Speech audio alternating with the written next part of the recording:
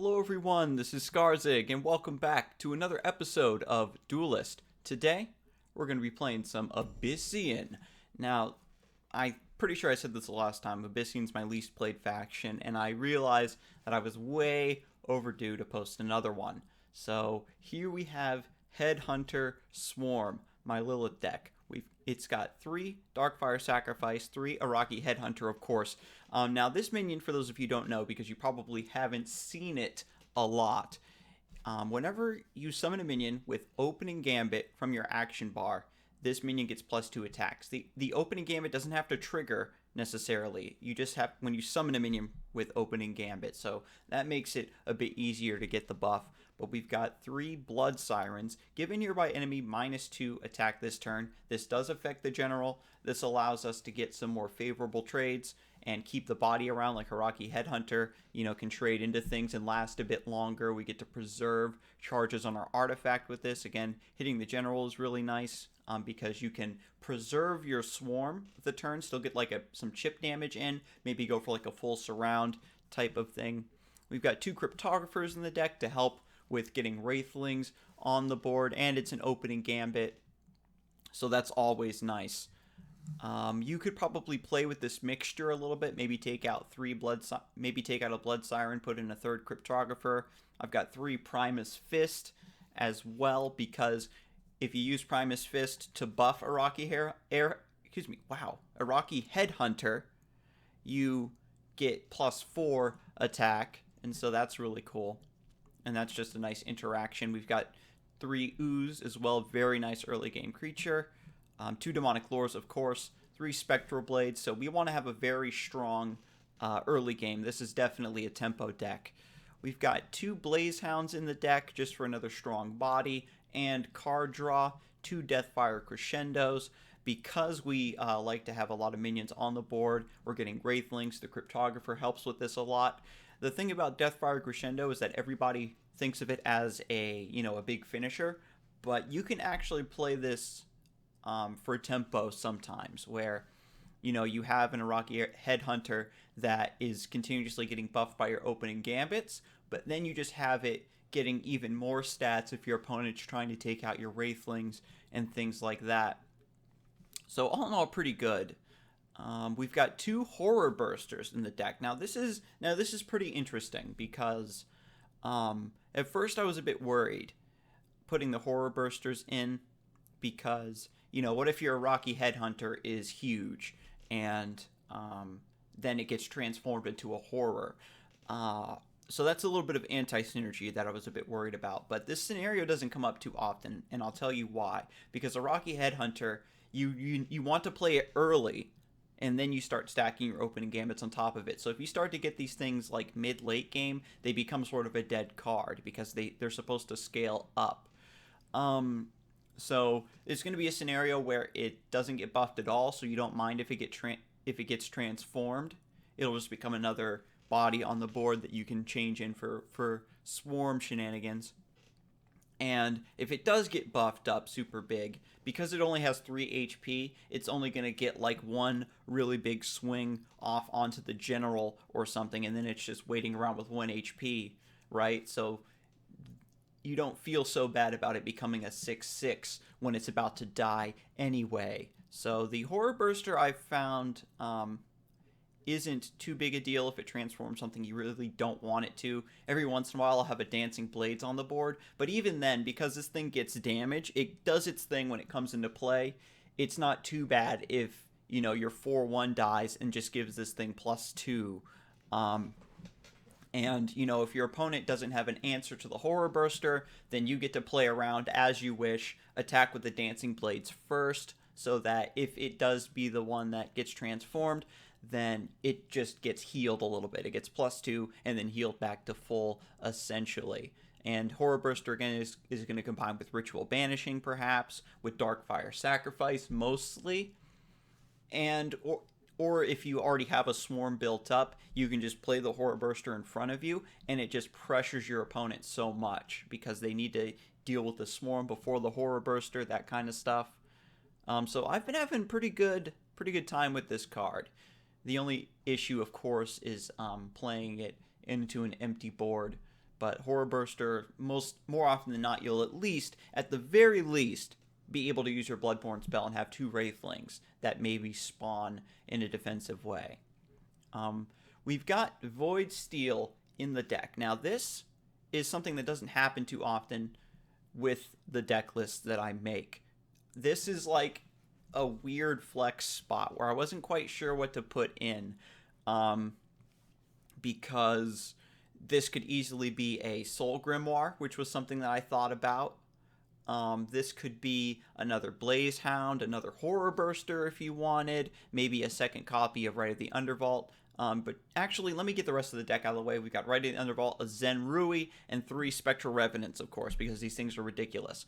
But the Void Steel is kind of funny because it synergizes really well with our Swarm tactics. You can maybe combine it with a Blood Siren, so you're giving something -5 attack.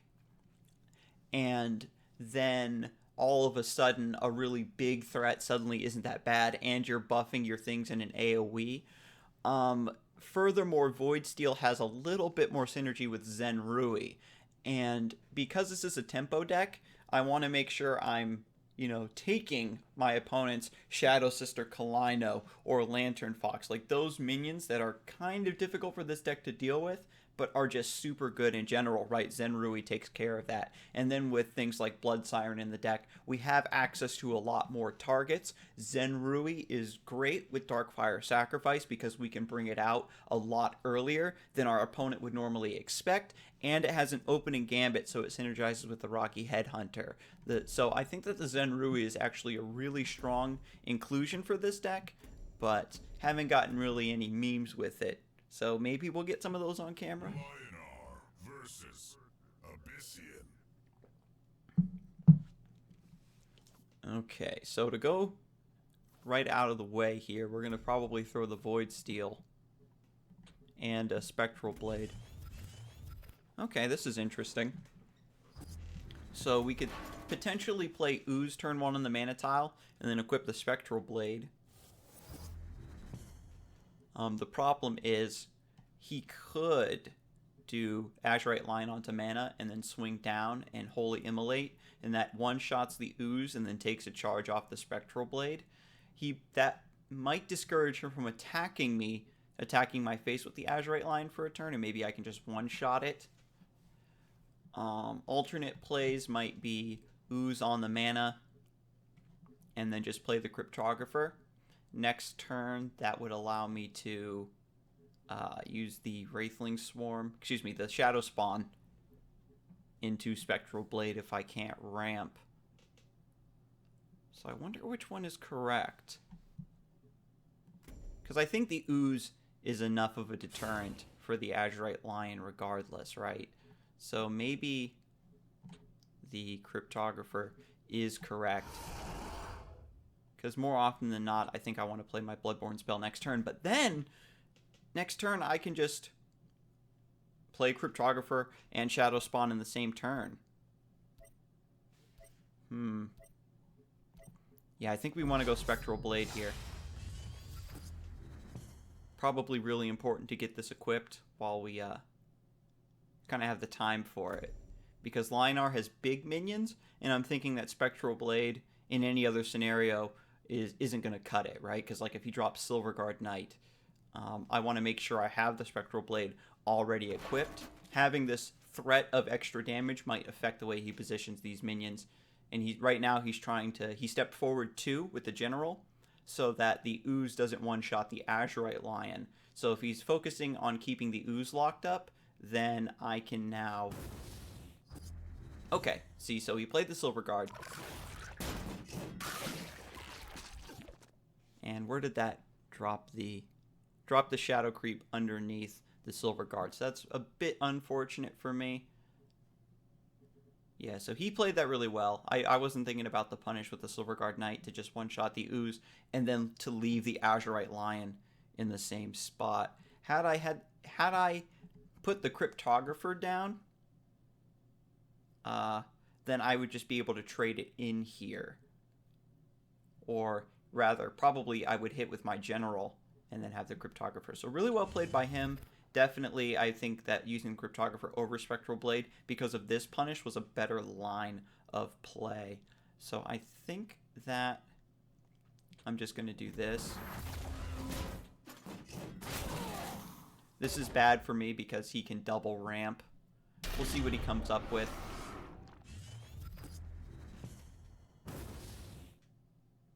But again, I do have the Spectral Blade equipped, so this keeps the Azurite Lion from hitting me because I one-shot it.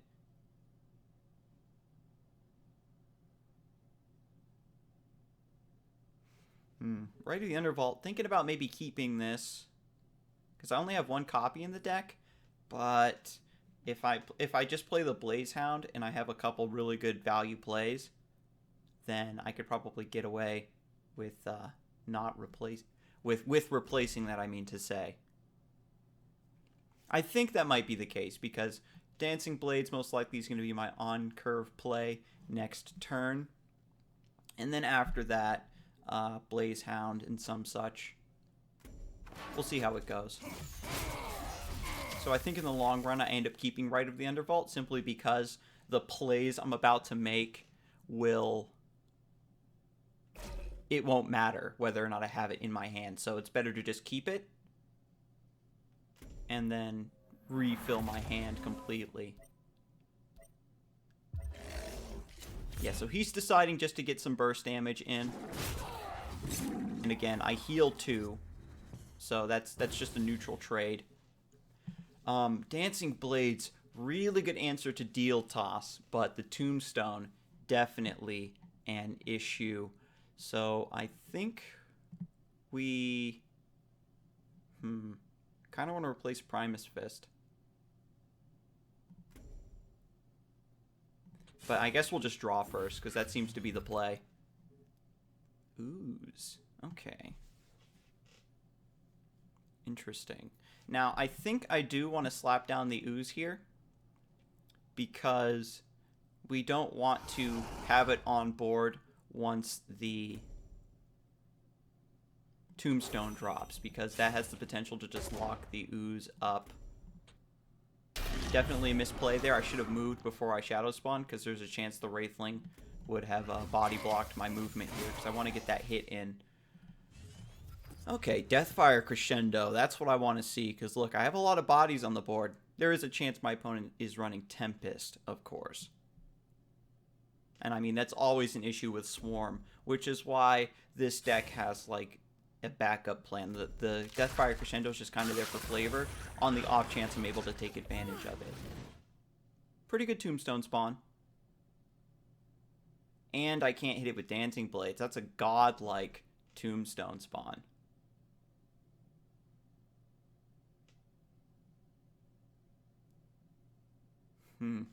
But the good news, because I have Primus Fist at 6, 7, 8, 9, 10. Yeah, so I do have the damage on board to just kill this Tombstone. Definitely want to do that. Regalia is kind of whatever. Because I think I can hang for a couple turns. Potentially, because of my mana total, I could actually Deathfire Crescendo the Blazehound, and then, you know, make these trades. But no.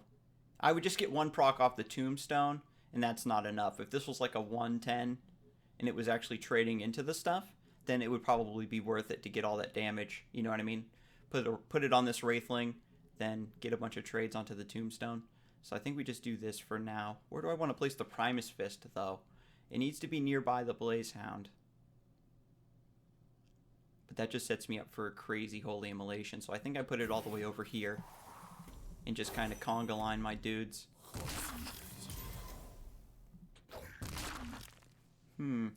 What if I put Deathfire Crescendo on this, like this Wraithling?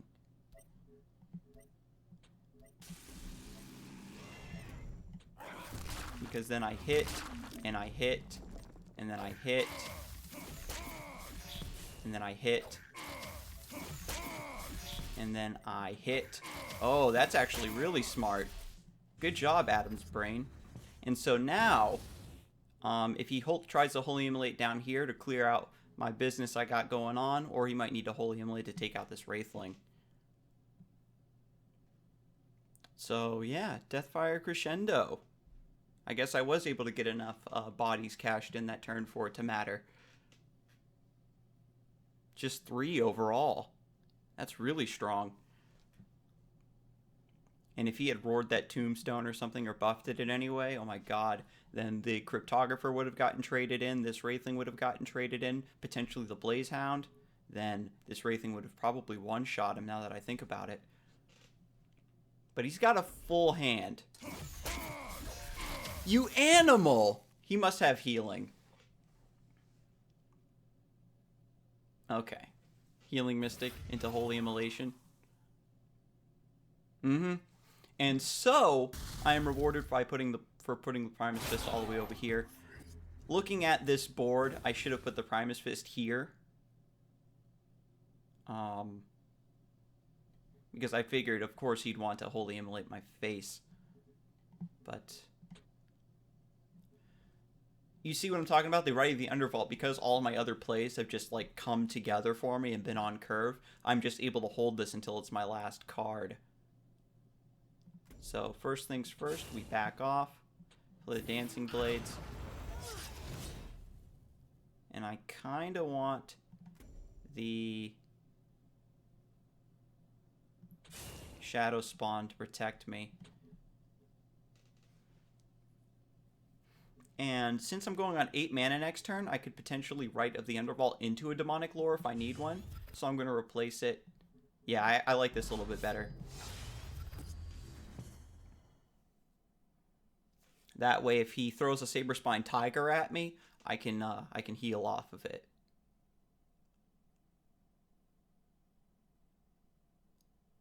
So it's, in a way, Spectral Blade kind of gives me a heal for 2, rather than the Wraithling Swarm, like me trying to protect it. Hoping that it spawns on this tile to protect me. Suppose I had a 50% chance. Or you guys would have to crunch the numbers. This square out of 4, a 25% chance times,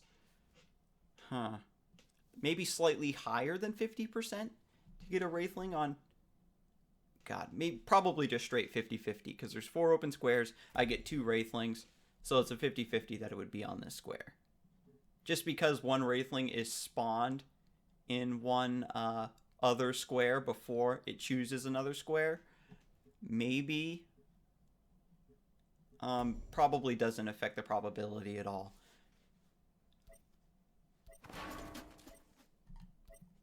And again, I think that Saberspine Tiger... Okay, cool. Double Silverguard Knight. Yeah, see, so the Demonic Lore was actually the correct keep here, maybe. Let's see what I want to do. Because I do have Blood Siren now. But we'll draw. See what we can bamboozle.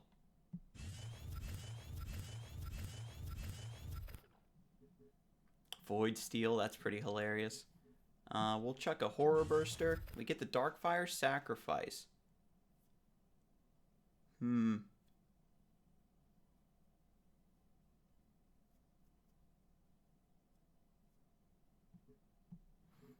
Okay, I think I just Blood Siren.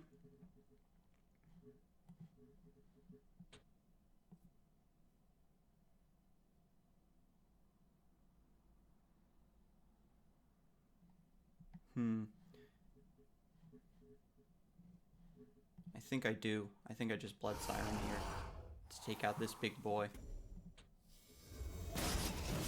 Cut him down to size. And do I want to Dark Sacrifice this this Primus Fist? I don't think it's going to do much for me. No, I'll keep it alive because potentially next turn I can Horror Burst or Darkfire Sacrifice. So we'll see if me attacking that Silverguard Knight was what he was hoping for me to do to give him enough damage. Yeah, he's got the Divine Bond. Damn it.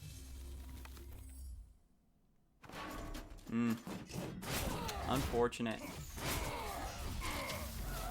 Well played by my opponent, for sure. So, the Demonic Lore didn't come back to me. If I had held on to that. What did I get by replacing the Demonic Lore? I forget. Something I don't think that I needed. So, bit of a misplay on my part, for sure. Not really respecting. I thought that I had, because of the Dancing Blades on the board and the Spectral Blade I had, that I would just be able to answer whatever he played. And he ended up playing two really significant threats. Versus Abyssian. Perverted old man. Alright, so Spectral Revenant we don't need because that's super late. Ooze is really good to keep because it punishes packs and stays alive. Horror Burster is looking pretty good. Blood Siren's probably not that great because, well, no, we'll throw both of these. It's nice to have the double 2-drop, but I think we can do better. If anything, I just play Ooze above the mana because the packs would still trade into it. There is the chance that the Dervish that it drops would spawn on the Mana Spring, which is a bit problematic for me. And I could, there is the greedy play of just playing the Horror Burster, but that gets punished really, really hard by Blood Tier Alchemist. And I don't have any other minions to follow up with next turn besides Ooze that I would want to transform, so probably better to do it the other way around, where you kill the Horror Burster. Or, as I was talking about before, you just play it when you already have a board established. Okay, so there's the packs. Ooh, and we get a 2-drop. Excellent. So we drop the Ooze here on the mana tile. And I can play the Araki here, because Battle Pets prefer to attack in cardinal directions. So that leaves me a 1-3. I think I'm going to go for it, because that allows me to potentially ramp up into the Dancing Blades if these Iron Dervishes spawn the way I want them to. So we're going to go that route.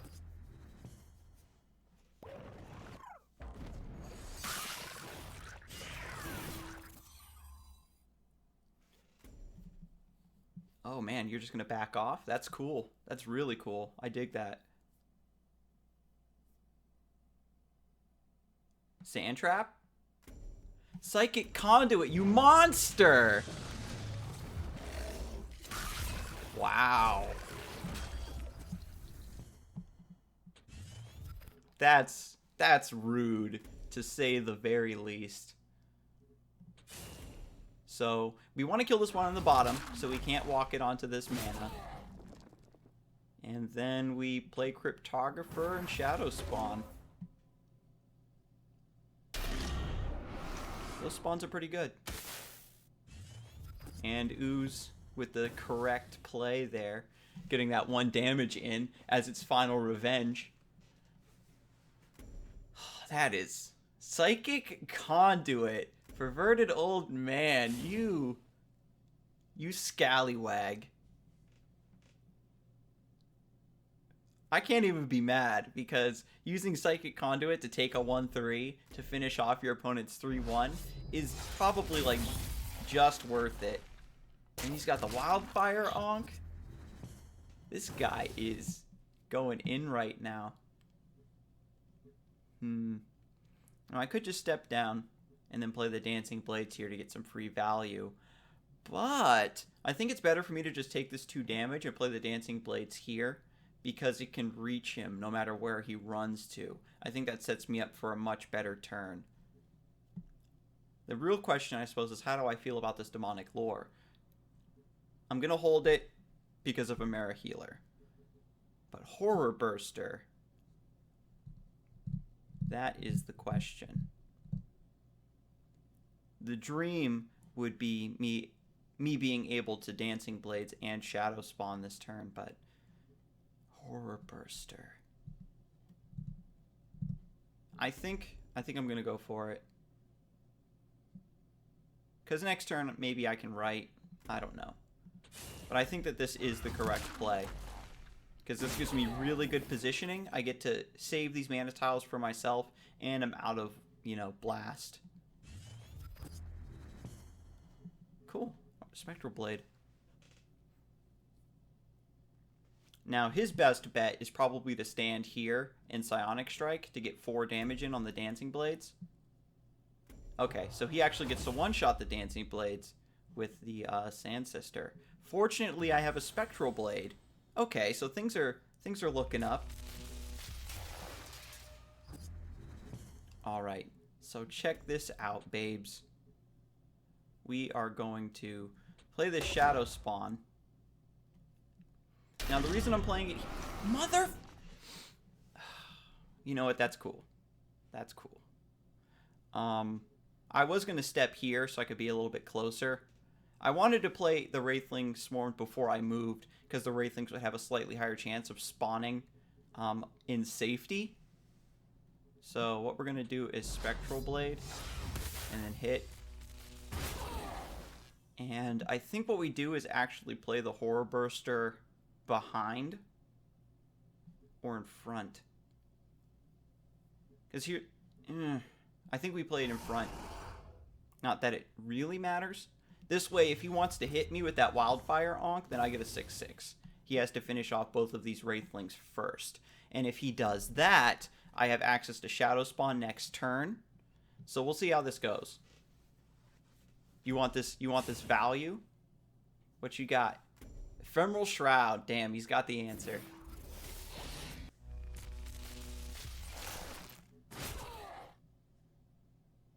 This is always problematic, where you have Saj, like, with her back against the wall, you can't close the gap. At least I have, this last charge of Spectral Blade. But I think I have to go for a slow turn and just right here. Which feels horrible. But that sets me up for a really strong play with the Iraqi Headhunter, I think. Passable. Cool. So we make this trade. No, we make this trade. That way I can move forward, kill this Healing Mystic. Then this Wraithling can come forward and keep him more bottled up in the corner. Then we just get more bodies on board. Burning the Void Steel ain't that bad. But, he gets to do this. Takes a charge off the artifact, though. So it's not horrible.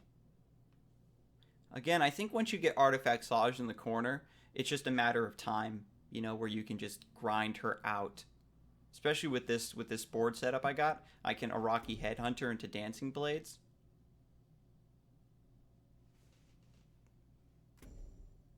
If she wants to preserve her full artifact, then... Oh, there's the Amara Healer. Yeah, so I'm going to Demonic Lore that. Definitely, that is the play. Now, it's like if I put it here, then you get Mana Tile. And if I put it here, then you get to walk towards me. So I think it's actually correct to put it here. Because it's an extra turn if he wants to go to the Mana Spring.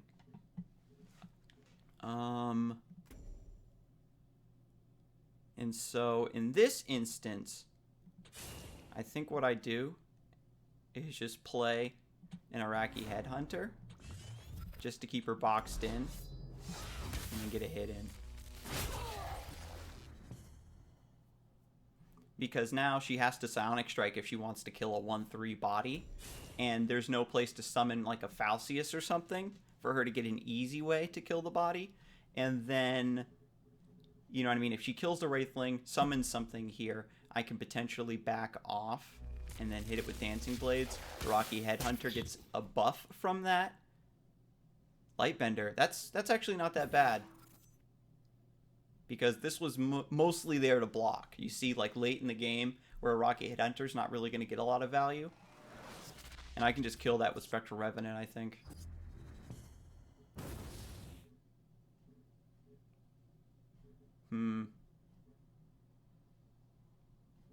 Yeah, I think that's the play. Let me see, because I've got 7, 8, 9. Yeah, so I can just... Yeah, I can just walk you back to take this mana tile if I ever need it. And then Spec Rev. And then Ooze. And then just go face again. Yep. This is probably why you don't see a lot of Artifact Saj nowadays.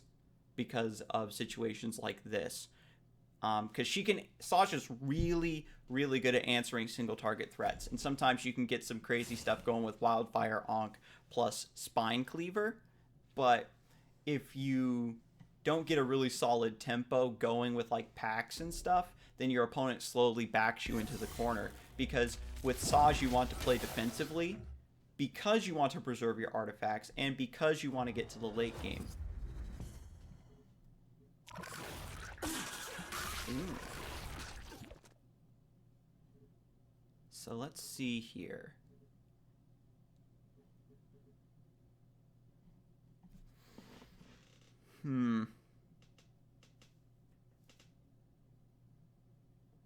Another demonic lore would be really good. Blaze Hound. Now, I can play the Blaze Hound because if all else fails, I can walk the Iraqi Headhunter back, and then I still have Spectral Revenant. So we're going to do that play, just in case I get a demonic lore. Nope. So we'll do this, and...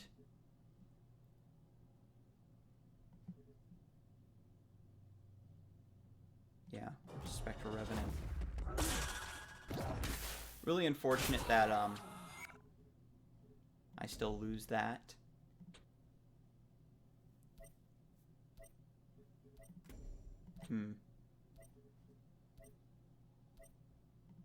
This is getting pretty tricky.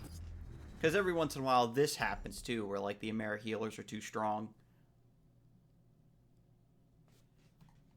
Should have played the Spectral Revenant here. So that was really stupid on my part. Because that body blocks the Falcius. Like, I didn't even think of that play until after I'd already done it. So don't get too focused on, again, finishing off your opponent. You still want to be aware of their board state and respect them a little bit. Wow, she's really going for the throat. 4, 5, 6. Holy crap, I lost to that. Look at all that Falcius. That's... oh my god, that's 2 games in a row where I made like a fatal misplay right at the end. Oh my god, are you serious? Oh man, but that is completely on me. Oh wow, free card. So this is the new thing they added. Holy moly, guys. Well, you know what? I'm gonna upload this video because I think that it will be a really good learning experience for everybody involved to always respect your opponent and, you know, don't get tunnel visioned onto finishing them off. Because that was, one, replacing the demonic lore in the first game, where, you know, I thought it would just come back into my hand because I had Rite of the Undervault. That's definitely, like, playing against the odds there. And then just simply playing the Spectral Revenant in the wrong spot where that Falcius was able to get in. And who knows where it would have gone from there, because had he traded the Spectral Revenant with his Falcius and taken the 4 damage, actually, because what he could have done was played Falcius before the other one traded, and then he wouldn't have taken damage from the Spectral Revenant. And then, yeah, because then he wouldn't have taken that 4 damage from the Spectral Revenant, and he still would have been at like 11 HP. And then with the 2 more Falcius on top of that, he would have put me down. So, I wonder how I would have won from there anyway. I had a Spectral Blade, I think, in my hand. I almost said inventory. Spectral Blade in my hand. But anyway, I'll check the tapes, because it's important to review your replays so you can learn from your mistakes and see what you could have done differently. But I think that that'll be it. Thank you for joining me today, and I will see you next time. You have a good one.